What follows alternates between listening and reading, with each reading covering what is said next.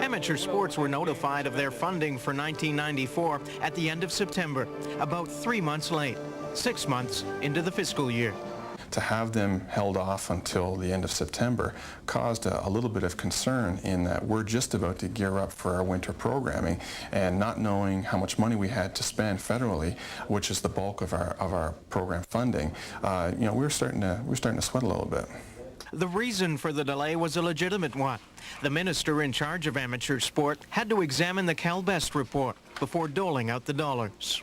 I regret it. I would have liked to be able to tell them, here is the distribution of the available funds in a routine manner, that is in June. But we've been 3 months late, and I don't think 3 months is an unreasonable period, bearing in mind that we've been providing interim funding. Even so, sports federations had to guess what their cut of funding would be.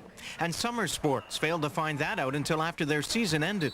So instead of yearly funding, they want multi-year funding. There's no question that the situation as it exists right now, with funding levels and commitments being made 6 months into the fiscal year, is an extremely frustrating exercise for everyone involved in the sports system. Because they're happening with so little warning, or we never know how much we're actually going to get cut, it doesn't give us much opportunity to really plan long-term. Long-term planning, however, demands a long-term guideline, a policy. Yet ever since amateur sport lost its own portfolio and was absorbed into the Ministry of Heritage, it's had no sense of direction, no policy. I think that everyone feels the frustration that I do, and that is that we don't know what system we're part of, whether we're part of a political system or part of a sports system, we're part of a deficit reduction system, we're caught in a political crossfire we don't know. Certainly, people keep telling the sports to sit down and talk about it, but we're just sitting down and we're just going around in circles because we've all got the same problems. There needs to be some external discussion, but I think in those terms there's been no dialogue whatsoever for well over a year. But Dupuy has a direction. His plan is to chop the system from the bottom up. That's why organizations like the Center for Drug-Free Sport took a 16% cut in funding. The center is a service, so has little to do with the development of the athletes, which in any sport comes first.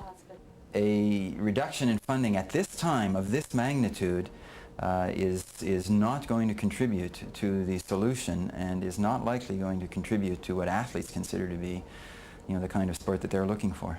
But in government side, drugs in sport may have been the issue in the late 1980s. Not any longer. That's why the service side was cut more than the performance side. For Dupuy, it's the athletes that matter most, so they need the most money. While they are the people who give us pride, they are the people who invest their lives into sports.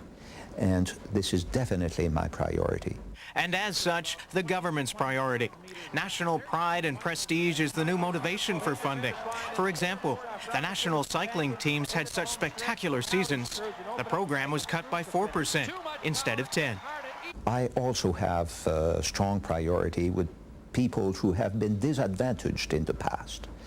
I'm thinking of women in sports, for instance, or people with physical disabilities. I exempted them. Dupuy also rejected the concept of core sports, which would have cut all funding for biathlon and freestyle skiing, both popular Olympic gold medal sports. All that remains is to establish a policy guideline for funding, and he's working on that too. In a recent letter to sports bodies, he wrote, "There remains other aspects of Mr. Best's report that I find of particular interest in the development of a new federal government sport funding and accountability framework for implementation in the next fiscal year." We recognize that that's an issue that needs to be addressed. It's one that's been needed to be addressed for many years, and we welcome that, but we've also told the minister we feel that that has to be done jointly between his officials and the sport community. In other words, it wants a say in its future, a partnership approach. And to get it, the Sports Council is lobbying to get a parliamentary secretary for amateur sport, someone to liaise with the minister and the sports world, just as a deputy minister did in the old sports ministry. Rob Sinclair, TSN, in Ottawa.